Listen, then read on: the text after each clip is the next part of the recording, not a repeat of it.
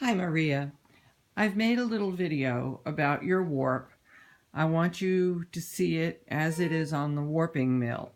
Now this is just the first half or the first bout.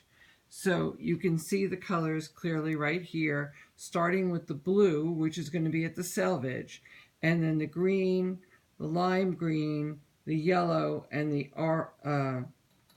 orange, and then the deep orange. Now what's going to happen here is you are going to put this on the loom with the orange in the center and the blue at the selvage edge, okay? And I have tied this warp in such a way to make it easy for you to keep track of the top and the bottom of the warp. So let's start up here with the cross. You have enough warp, you can see it's very long, for 4 towels. And you may choose to do them in plain weave or twill, but I do not recommend mixing plain weave and twill in the same towel. All the instructions about the set and everything will be included in the printed directions. So I put a tie at every peg. So there's a tie at the top and a tie at the bottom. Purple is at the bottom throughout, and white or off-white is at the top throughout. Now, one of the things I also put on every warp is a safety string.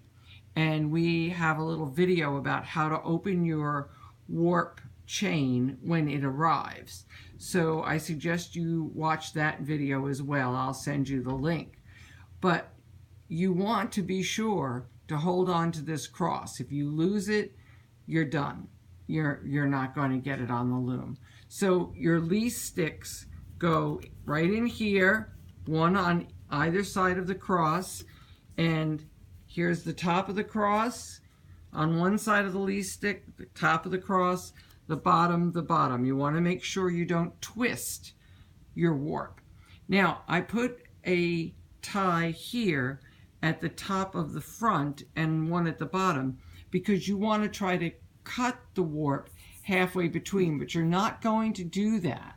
What you're going to do is this part, this front end of the warp, this goes on your back apron rod, okay? And then this goes in your least sticks, right here, the cross goes in your least sticks, and then the rest of the warp will be chained, okay? So we started and ended the warp threads at this bottom peg. Yes, it's a very long warp. It's going and going and going. Here we are at the bottom peg. Now here, I did the same thing. I tied at the top and I tied at the bottom so that you don't get twisted. Now, what you're going to want to do, this is the end of your warp. And after you get it on the loom by putting the front loops on the apron rod and then the cross in the least sticks, and you can warp it either through the least sticks, or if you choose to, you can use a rattle. It's up to you.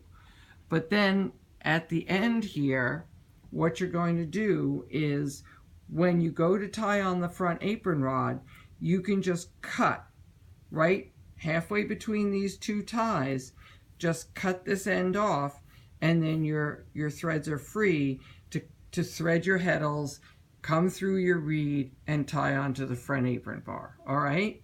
So you're not going to cut the front. You're going to leave these pretty loops with no knots on them at all. You're going to leave these very pretty loops and put them on your apron rod, and then through your least sticks or in your rattle, and then you're going to go from there. Now, I'm doing choke ties. I haven't done all of them yet, but they will be about every yard, and these choke ties help hold the warp firmly. I'm not sure if you're familiar with choke ties, but I like to put a lot of choke ties on my warp. So what you can do if you need to get things straightened out is you can snap the warp between the choke ties to make sure that everything is together and that threads haven't wandered in the wrong direction. It's very important that you not twist the warp as you're warping. The blue is going to be your selvage edge, and the orange is going to be at the center.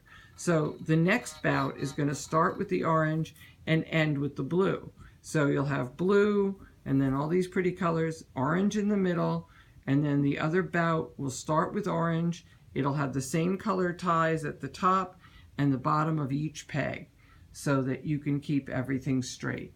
Now the only other thing you need to know about is you need to know about this threading string, which I have put in. You can see it. This is just for me to keep track of the threads. That's all.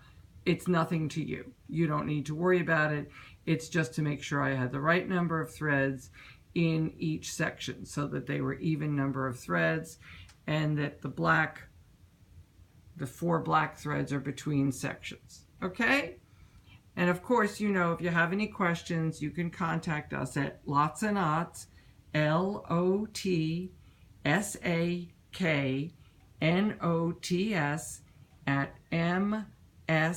@msn.com. Bye.